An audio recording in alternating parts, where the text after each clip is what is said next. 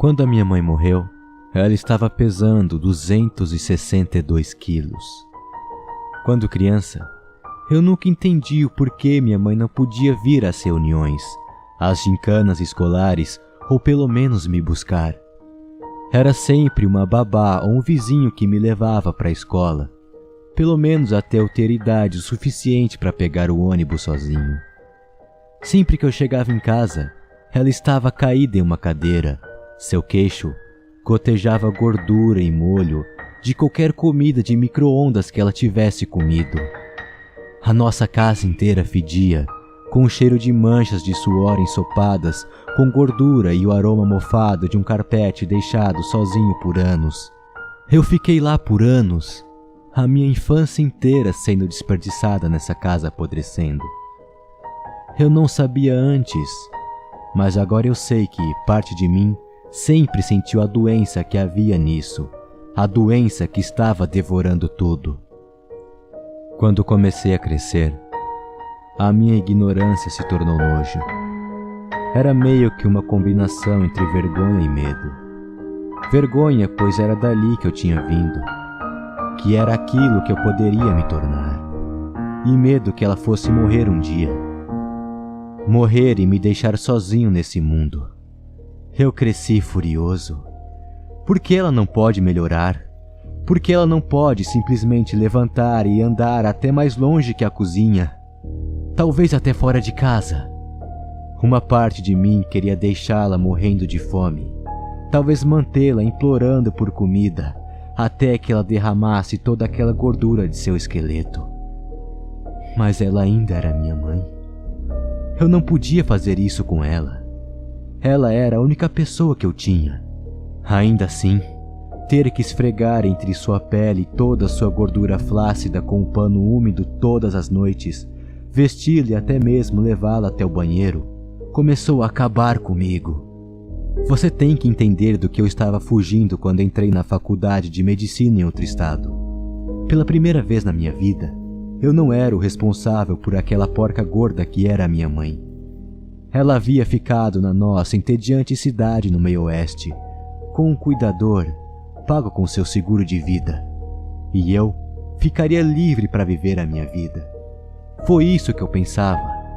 Só que sempre há uma coisa nesse tipo de plano. Sempre há alguma coisa que vai te deixar para baixo e vai se alimentar de todas as suas esperanças até não sobrar mais nada. Para mim, foi a necrose da minha mãe. Se você não sabe o que é, aqui está uma breve explicação. Necrose é a morte prematura das células em um tecido vivo. O que isso realmente significa é que ela estava apodrecendo em uma jaula feita com sua própria carne. O peso do corpo dela tinha esmagado a carne de suas costas, fazendo o sangue parar de circular e fazendo o tecido começar a morrer. Isso significava que eu tinha que voltar para casa e cuidar dela de novo. Depois de só 26 dias de liberdade, eu voltei ao odor familiar de urina, suor e mofo. Mas agora estava tudo misturado com o cheiro amargo e doentio de carne apodrecendo. Ela não estava em sua cadeira, como de costume. Em vez disso, ela estava desmaiada em um colchão em um quarto que ela não usava há muito tempo. As molas da cama rangiam sob seu peso. Ela estava vestida com uma simples camisola azul, quase como uma roupa de hospital. Levantando a borda inferior de sua camisola, meus olhos puderam ver que ela estava apodrecendo. Parecia até que algum animal raivoso tinha mordido um pedaço dela, exceto que não tinha nenhuma ferida em carne viva. Em vez disso, havia um pedaço de carne preta, coberta por sangue seco que escorria das rachaduras das feridas. De repente, a superfície apodrecida murchou e minha mãe se virou para me ver. Sua testa estava encharcada com suor, seus olhos se afastando dos meus. A vergonha estava estampada em seu rosto, mas era escondida por um sorriso fraco. Não, eu não estava aguentando isso. Eu saí do quarto fechando a porta. Eu iria lidar com ela mais tarde. Em vez disso, eu fui arrumar minhas malas.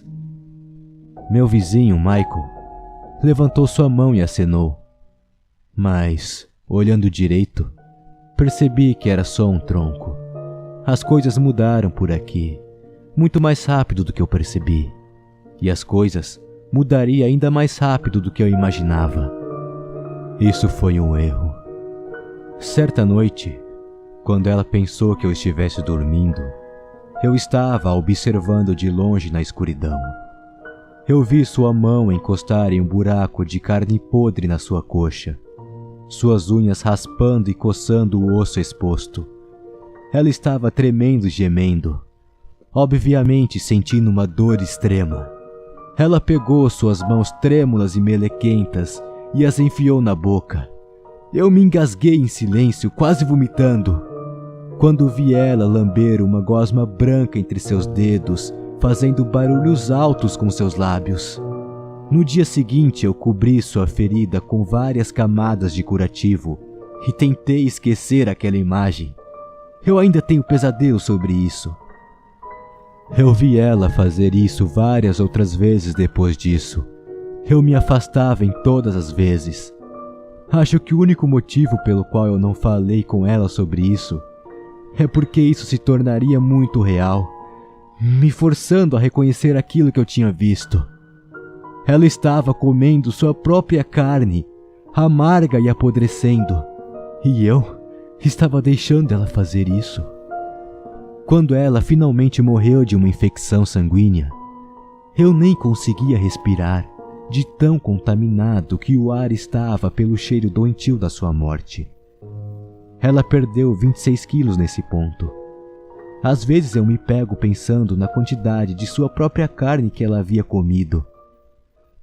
Enfim, eu tive que ligar para um guindaste para levar os restos mortais da minha mãe. De certa forma, isso era a parte mais trágica da sua morte. Aquela foi a única e a última vez que ela saiu de casa.